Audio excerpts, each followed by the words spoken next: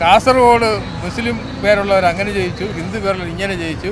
ഒരു social engineering അത് development വികസനവുമായി ബന്ധപ്പെടുത്തി ഉണ്ടാവാനുള്ള സാധ്യതയുണ്ട്. ഇതിനു മുമ്പുള്ള കാര്യങ്ങളിലൂടെ ഇവരെ അറിയാമല്ലോ, നമ്മുടെ സമുദായ നേതാക്കളെ ശരിക്കറിയാം. കഴിഞ്ഞ പ്രാവശ്യം LDF ഒരു കാരണവശാലും വരില്ലെന്നൊക്കെയാണ് എല്ലാവരും വിചാരിച്ചത്. പക്ഷേ റിസൾട്ട് വന്നപ്പോഴും ഗ്രൗണ്ട് റിയാലിറ്റിയായി ഇവിടെ തിരുവനന്തപുരത്ത് ജോലി ചെയ്യുന്ന NSS വിഭാഗക്കാരായ BJP-ക്കാർ മാറ്റി വോട്ട് ചെയ്യും. അല്ല, അത് ജനങ്ങൾക്കൊരു ധാരണ ഉണ്ടല്ലോ. അപ്പോൾ ജനങ്ങൾ അത് ഈ പറഞ്ഞ നേതൃത്വത്തിനനുസരിച്ച് ചെയ്യുമെന്ന് തോന്നുന്നില്ല. തെരഞ്ഞെടുപ്പ് അടുത്തപ്പോൾ നമ്മുടെ SNDP-യും NSS-ഉം ഒറ്റക്കൂട്ടായി. അവർ തമ്മിലുള്ള കൂടിച്ചേരൽ, പക്ഷേ ഈ കൂടിച്ചേരൽ ഇടതുപക്ഷത്തിനാണ്, ഇടത് അനുഭാവികൾക്കാണ് കൂടുതൽ അവർ ചായ്വ് കൊടുക്കുന്നത്. പക്ഷേ ഇവർ രണ്ടുപേരും തന്നെ ഏകീകരിച്ചുകൊണ്ട് ആക്രമിക്കപ്പെടുന്നത് നമ്മുടെ പ്രതിപക്ഷ നേതാവ് VD സതീശനെതിരെയാണ്. എന്ത് കിട്ടിയിരുന്നാലും VD സതീശൻ്റെ തലക്കിട്ടാണ് ഇവർ അടിക്കുന്നത്. പക്ഷേ ഇവരുടെ ഈ ഒത്തുചേരൽ BJP-ക്കും കോൺഗ്രസിനും ദോഷമാകുമോ, അല്ലെങ്കിൽ ഇവരുടെ ആ ഒരു വോട്ടിൻ്റെ ആ ഒരു ഇതിൽ ഭിന്നിപ്പുണ്ടാകുമോ എന്നൊക്കെയാണ് ഇപ്പോൾ രാഷ്ട്രീയം ഉറ്റുനോക്കുന്നത്. പക്ഷേ നമുക്ക് ഇത് സാധാരണക്കാരോട് നമ്മൾ ചോദിക്കുമ്പോൾ അവരുടെ മറുപടി എന്താണെന്നാണ് നമുക്കറിയേണ്ടത്. കാരണം അവരാണ് വോട്ട് ചെയ്യേണ്ടത്, അവരാണ് സമ്മതിദായകർ. അടുത്ത തിരഞ്ഞെടുപ്പ് അല്ലെങ്കിൽ അടുത്ത ഭരണാധികാരികളെ തിരഞ്ഞെടുക്കേണ്ടത് ജനങ്ങളാണ്. അപ്പോൾ അവരോട് തന്നെ ചോദിച്ച് മനസ്സിലാക്കാം ഇതിനെന്താണ് അവർ പറയുന്ന മറുപടി എന്നുള്ളത്. SNDP-യും കൂടെ ഒരുമിച്ച് അവരൊരു സഖ്യം ചേർന്നിരിക്കുകയാണ്. ഇത് കോൺഗ്രസിനും BJP-ക്കും ഒരു അടിയാകത്തില്ല ഇങ്ങനെ ഒരു ന്യൂനപക്ഷങ്ങളുടെ? അവർ തിരഞ്ഞെടുപ്പ് സമയത്ത് വരുന്ന ഓരോ തന്ത്രങ്ങളില്ലേ, അത് നമ്മുടെ ഇടത് സർക്കാരിൻ്റെ മന്ത്രി വാസവ് നമ്മൾ ഇന്നലെ സുമാരനാളുടെ പത്രസമ്മേളനത്തിനിടയിൽ ഒരു കോൾ വന്ന് ശ്രദ്ധിച്ചത്. അത് എന്നിട്ട് അദ്ദേഹം നോക്കിയിട്ട് വാസവൻ അദ്ദേഹം ഫോൺ ഓൺ പോലും ചെയ്തതാണ്. ഞാൻ പത്രസമ്മേളനത്തിലാണ് പിന്നെ വിളിക്കാം എന്ന് പറഞ്ഞാൽ ആ ഒരു പ്രഹസനമാണ്. ബഹുഭൂരിപക്ഷം വരുന്ന ആളുകളിൽ നിന്ന് NSS-ൻ്റെ അംഗങ്ങളായാലും ശരി തന്നെ, SNDP-യുടെ ആളുകളായാലും ശരി തന്നെ, അവർ വിശ്വസിച്ച ഒരു രാഷ്ട്രീയ വിശ്വാസമുണ്ട്. അത് നമ്മൾ തിരുവനന്തപുരം കോർപ്പറേഷനിലെ തിരഞ്ഞെടുപ്പിൽ കണ്ടതാണ്. ഇനി ഇവർ നേതാക്കന്മാർ പറഞ്ഞത് ഞാൻ 15 കൊല്ലം NSS-ൻ്റെ ഭാരവാഹിയായിരുന്ന ആളാണ്.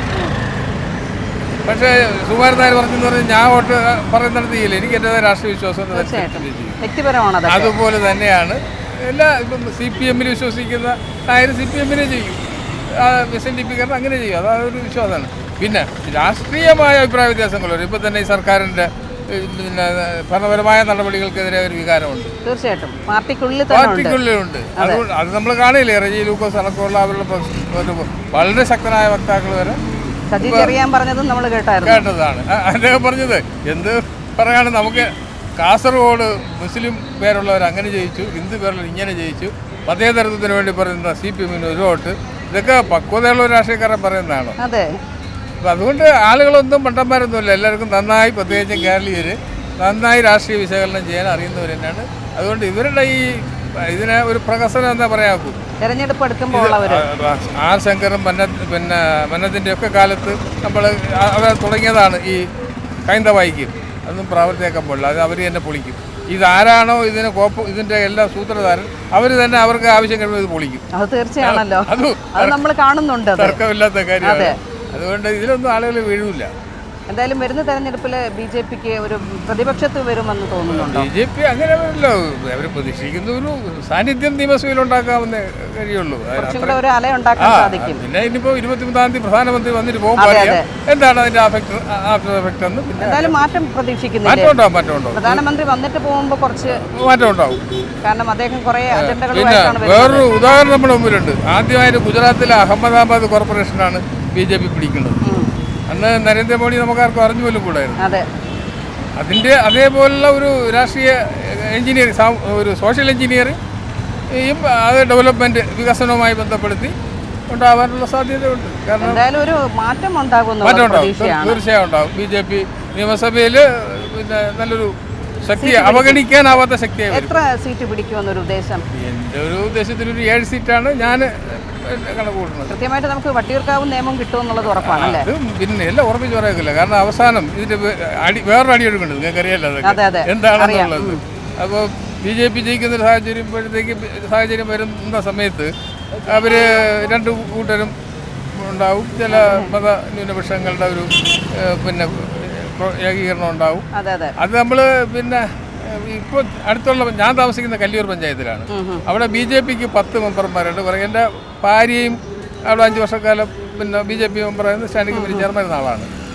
പിന്നെ ഒരു 3 തവണ കൊണ്ട് 10 സീറ്റ് പിടിച്ചുകൊണ്ടിരിക്കുകയാണ്. ഇപ്പോഴും 10 സീറ്റ് അവർക്ക് കിട്ടി. പക്ഷെ അത് അന്ന് മുമ്പ് 21ആയിരുന്നു. ഇപ്പോൾ ഈ ഡീലിമിറ്റേഷൻ വന്നപ്പോഴത്തേക്ക് 24 വാർഡായി. അങ്ങനെ അത് 2 കുറയൊക്കെ ചെയ്തു അല്ലേ? ഇല്ല, കൂടി വാർഡ് 24ആയി. അങ്ങനെ വന്നപ്പോൾ 14 സീറ്റ് അപ്പുറത്ത് പോയി. BJP വിരുദ്ധ മെമ്പർമാരുണ്ടായി. അതിൽ 8 പേര് CPM, 5 പേര് കോൺഗ്രസ്, 2 സ്വതന്ത്രർ. ഇപ്പോൾ ഇവർ രണ്ടുപേരും കൂടി ചേർന്നിട്ട് ഒരു സ്വതന്ത്രയാണ് പഞ്ചായത്ത് പ്രസിഡന്റ് എല്ലൂര്. അപ്പോൾ അതിൻ്റെ അങ്ങനെ ഒരുപാട് ഉദാഹരണങ്ങൾ നമുക്ക് പറയാൻ കഴിയും. അപ്പം അതുകൊണ്ട് അങ്ങനെ ഒന്നും പെട്ടെന്ന് ഇന്ന സീറ്റൊന്നും ഉറപ്പിച്ചൊന്നും പറയാൻ മാറ്റമുണ്ട്. പിന്നെ നല്ലൊരു ജാഗ്രത ഇവരുടെ ഭാഗത്തുനിന്ന് ഉണ്ടാവണം. BJPയുടെ ഭാഗത്തുനിന്ന് ഉണ്ടാവണം. ഇന്നടുത്ത് വരാൻ താല്പര്യം ശ്രദ്ധിക്കുകയാണെങ്കിൽ ഈ പറഞ്ഞ CPM, NSSും ഒക്കെ ഒരുമിച്ച് അവരൊരു കൂട്ടായ്മയിൽ പോകുന്നു. ഇത് കോൺഗ്രസിലും BJPക്കും ഒരു അടിയാകത്തില്ല എന്നുള്ളതാണ്. ഇത് കോൺഗ്രസും BJPക്കൊന്നും അടിയാവില്ലെന്ന് എനിക്ക് തോന്നുന്നത്. ജനാധിപത്യ ബോധമുള്ള, മതേതര ബോധമുള്ള കേരളത്തിലെ ജനങ്ങൾ ഈ സാമുദായിക ശക്തികളുടെ ഈ വിലപേശലൊന്നും കണ്ട് നിൽക്കുമെന്ന് തോന്നുന്നില്ല. അവരെപ്പോഴും മതേതരത്തിൻ്റെയും ജനാധിപത്യത്തിൻ്റെയും കൂട്ടായ്മയുടെയും സ്നേഹത്തിൻ്റെയും കൂടെ തന്നെ നിൽക്കുള്ളൂ. ഇതൊന്നും ഒരു വിലങ്ങതടിയാവില്ല. ഈ ഇലക്ഷനൊന്നും ബാധിക്കുകയൊന്നുമില്ല. തെരഞ്ഞെടുപ്പ് അടുക്കുന്ന സമയത്താണല്ലോ ഈ കൂട്ടുകെട്ടുണ്ടാകുന്നത് അല്ലേ? അപ്പോൾ ഇത് ഏതെങ്കിലും ഒരു പാർട്ടിയെ പർട്ടിക്കുലറായിട്ട് പരാജയപ്പെടുത്താനോ അല്ലെങ്കിൽ അവർക്കൊരു, കാരണം ഇവരെല്ലാവരും ആക്രമിക്കുന്നത് പ്രതിപക്ഷ നേതാവ് അല്ലല്ല, ഈ 2 എല്ലാ സമുദായ നേതാക്കളെയും ജനങ്ങൾക്ക് അറിയാമല്ലോ. അതെ, കേരളത്തിലെ ജനങ്ങൾ പ്രബുദ്ധരാണ്. അവർ പത്രം വായിക്കണുണ്ട്, കാര്യങ്ങൾ അറിയണുണ്ട്, വാർത്തകൾ വീക്ഷിക്കണുണ്ട്. ഇവരൊക്കെ ഇതിന് മുമ്പുള്ള കാര്യങ്ങളിലൂടെ ഇവരെ അറിയാമല്ലോ. നമ്മുടെ സമുദായ നേതാക്കളെ ശരിക്കറിയാം. സമുദായ നേതാക്കൾ പറഞ്ഞിടത്തൊന്നും കാര്യങ്ങൾ നിന്നിട്ടുമില്ല ഇതുവരെ. അപ്പം പിന്നെ അങ്ങനെ ഒരു ചരിത്രം കേരളത്തിലുള്ളതാണ്. കേരളത്തിൽ ജനങ്ങൾ അങ്ങനെ 2 സമുദായ നേതാക്കളോ അല്ലെങ്കിൽ 3 സമുദായ നേതാക്കളോ എന്ന് വിചാരിച്ചാൽ ജനങ്ങളെ ഒന്നും ഒരടിവരായിട്ട് നിർത്താൻ പറ്റില്ലെന്നാണ് എൻ്റെ അഭിപ്രായം. ഇത് ഇടതുപക്ഷത്തിന് നേട്ടം ഉണ്ടാക്കുമെന്ന് തോന്നുന്നുണ്ടോ?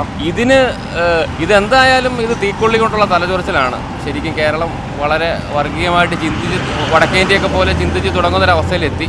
ഒരിക്കലും ഇതിന് പ്രോത്സാഹനം കൊടുക്കരുത്. ഒരു രാഷ്ട്രീയക്കാരും പ്രോത്സാഹനം കൊടുക്കരുത്. എല്ലാവരും ഒരുമിച്ച് എതിർക്കേണ്ട ഒരു സംഭവമാണിത്.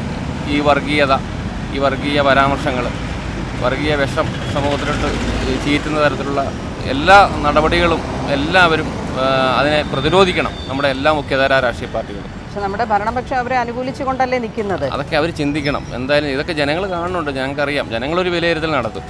അതെ, തീർച്ചയായിട്ടും. ഈ പറയുന്നത് ഏത് പ്രതിപക്ഷമാണെങ്കിലും ഭരണപക്ഷമാണെങ്കിലും ആരാണെങ്കിലും എല്ലാവരും വർഗീയതയെ എതിർക്കേണ്ടതാണ്. വർഗീയതയെ അതിനെ തലോടുന്ന നടപടി എടുക്കരുത്. ശരിക്കും അതിനെ എതിർക്കണം എല്ലാ രാഷ്ട്രീയ പാർട്ടികളും.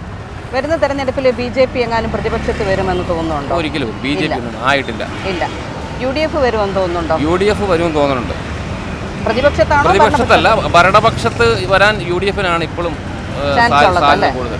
കാരണം 3ാം തുടർഭരണം ആഗ്രഹിക്കുന്ന പിണറായി സർക്കാരിന്റെ അല്ല, അങ്ങനെയല്ല. ഇപ്പൊ സർക്കാർ മോശമായിട്ടൊന്നും അല്ല, 10 വർഷമായില്ലേ ഭരണം. അതെ, അങ്ങനെ ഒരു കേരളത്തിൽ 5 വർഷം UDF, 5 വർഷം ഇടതുപക്ഷമാണ്. അതായത് നല്ലത്. എല്ലാ കാര്യങ്ങളിലും എല്ലാത്തിനും ഒരു മര്യാദയൊക്കെ പോരായ്മകളൊക്കെ മനസ്സിലാക്കി ഒരു റിഫൈൻഡ് ചെയ്ത് നിൽക്കും അവർ 5 വർഷം കൊണ്ട്. പക്ഷെ ഇതിപ്പം മാറ്റം വേണം. നമ്മൾ ഒരു പാർട്ടിയെ തഴഞ്ഞു കളയുന്നതല്ല, ജനങ്ങൾക്ക് നല്ല കാര്യങ്ങൾ കുറച്ചും കൂടെ. ഇടതുപക്ഷ സർക്കാർ മോശം ഭരണമായിട്ടോ പക്ഷെ എങ്കിലും ഈ പറഞ്ഞ പോലെ ഒരു മാറ്റം വരണം. ഒരുപാട് കാര്യങ്ങൾക്ക് മാറ്റം ഉണ്ടാകണം. ജനങ്ങൾ തിരിച്ചൊന്ന് ചിന്തിക്കട്ടെ എന്നുള്ളതാണ് അല്ലേ? അതായത് NSSും SNDPയും കൂടെ ഒരു കൂട്ടായ്മയിൽ വന്നിരിക്കുകയാണ്. ഇത് മറ്റു 2 പാർട്ടികൾക്കും ദോഷം ചെയ്യുമോ, അല്ലെങ്കിൽ ജാതീയമായിട്ടുള്ള എന്തെങ്കിലും ഒരു ജാതീയമായിട്ട് വെച്ചാൽ മുസ്ലിങ്ങളെല്ലാം എവിടെ ചെത്താനും മുസ്ലിങ്ങളാണ്. അത് ഏത് ചെറിയ ആൾക്കാരായാലും വലിയ ആൾക്കാരായാലും എല്ലാവർക്കും വർഗീയത ഉണ്ടെന്നുള്ളതാണ് മനസ്സിലെല്ലാവരുടെയും ഉണ്ട്. ഇപ്പോൾ അത് കൂടി വരണമെങ്കിലേ ഉള്ളൂ. ഇത് ദോഷം ചെയ്യത്തില്ലേ എന്നുള്ളതാണ്. ദോഷം ചെയ്യും, തീർച്ചയായിട്ടും ദോഷം ചെയ്യും. ഇത് മറ്റു 2 പാർട്ടിക്കാർക്ക് എന്തെങ്കിലും തരത്തിൽ, അതായത് ഇവർ 2 പേരും ആക്രമിക്കുന്നത് നമ്മുടെ VD സതീശനെയാണ്. അപ്പോൾ അതിൽ എന്തെങ്കിലും സതീശനെ എന്ന് പറയാം, അത് നമുക്ക് പറയാൻ പറ്റില്ല. എല്ലാ രാഷ്ട്രീയക്കാരിലും ഈ 2 ജാതിക്കാരും ഉണ്ടല്ലോ. അടുത്തത് UDF ആകുമോ അതോ LDF ആകുമോ എന്നുള്ളതാണ് ഇപ്പോൾ പറയാൻ പറ്റില്ല. കഴിഞ്ഞ പ്രാവശ്യം LDF ഒരു കാരണവശാലും വരില്ലെന്നൊക്കെയാണ് എല്ലാവരും വിചാരിച്ചത്. പക്ഷേ റിസൾട്ട് വന്നപ്പോഴും എന്ത് സംഭവിക്കാം, അങ്ങനെ വരില്ലെന്നൊന്നും ആർക്കും പറയാൻ പറ്റില്ല. ഒരു മാറ്റം പ്രതീക്ഷിക്കാം. ആയിരിക്കും ചിലപ്പോൾ. എപ്പോഴും ഒരു മാറ്റം ഭരണകക്ഷിക്ക് എതിരെ ഒരു ചെറിയൊരു ഇതുണ്ടാവുമല്ലോ. ഇത്രയൊക്കെ ഉള്ളതാവും, അല്ലാതെ ബാക്കിയൊക്കെ രാഷ്ട്രീയങ്ങളാണ്. എല്ലാം ഒന്നുപോലെ തന്നെയാണ്. നമ്മുടെ SNDPയും NSSും തമ്മിലുള്ള ഒരു കൂട്ടായ്മ ഇപ്പോൾ ഉണ്ടായിട്ടുണ്ട്. ഇത് എങ്ങനെയായിരിക്കും നമ്മുടെ രാഷ്ട്രീയത്തിലോട്ട് അവരുടെ കാഴ്ചപ്പാട്, അല്ലെങ്കിൽ ഇത് എങ്ങനെയാണ് കാണുന്നത് എന്നുള്ളതാണ് നമ്മൾ. രാഷ്ട്രീയത്തിലെ കാഴ്ചപ്പാടെന്ന് പറയുന്നത് യഥാർത്ഥത്തിൽ ഇത് രാഷ്ട്രീയക്കാരും മണ്ടന്മാരാണ്.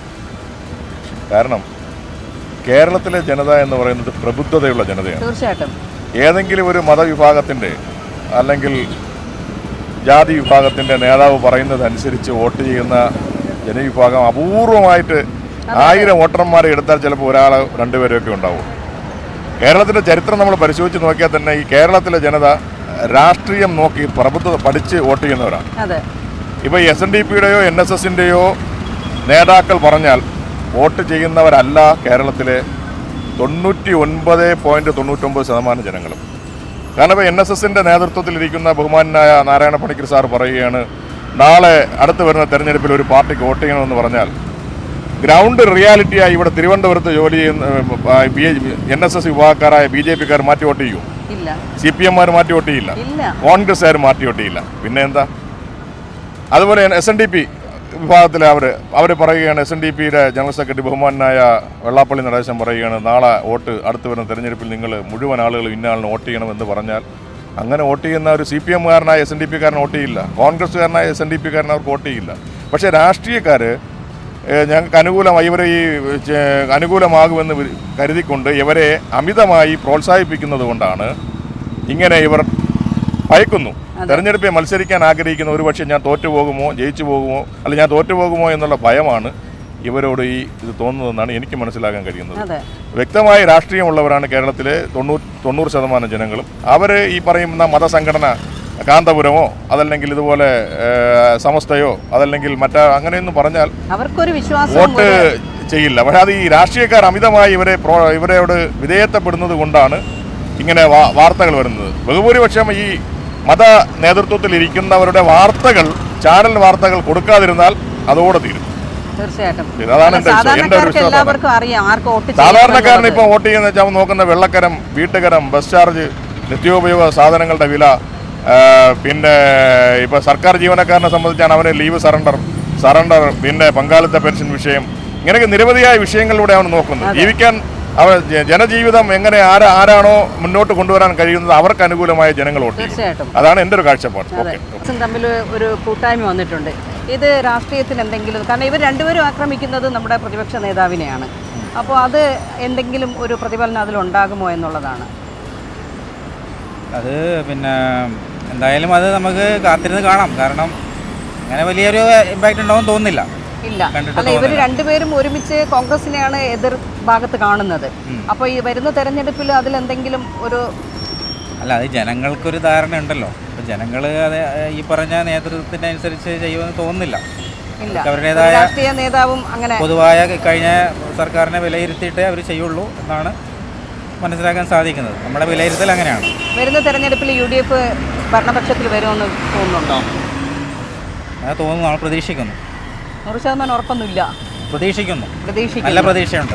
വലിയ പ്രതീക്ഷയുണ്ട്. ഒരു മാറ്റം പ്രതീക്ഷിക്കുന്നുണ്ട്, ജനങ്ങളും പ്രതീക്ഷിക്കുന്നുണ്ടെന്നുള്ളതാണ്. തീർച്ചയായും ജനങ്ങളുടെ അടുത്ത് നിന്ന് നല്ലൊരു സപ്പോർട്ട് നമ്മൾ എന്തായാലും പ്രതീക്ഷിക്കുന്നുണ്ട്. ജീവനക്കാരുടെ ഭാഗത്തു നിന്നും എന്തായാലും നല്ലൊരു പ്രതീക്ഷയാണ്. 99% ജീവനക്കാരുടെ ഒരു ഫുൾ സപ്പോർട്ട് കാരണം നമ്മുടെ ഈ പറഞ്ഞ ജീവനക്കാരുമായി ബന്ധപ്പെട്ട ഒരുപാട് വിഷയങ്ങളിൽ ഒരുപാട് അസംതൃപ്തി നിലനിൽക്കുന്നുണ്ട്. അതെ. പിന്നെ ഇന്നത്തെ നിയമസഭാ മാർച്ച് നിങ്ങൾ അറിഞ്ഞു കാണും. അപ്പം അതിന് നല്ല പങ്കാളിത്തമായിരുന്നു.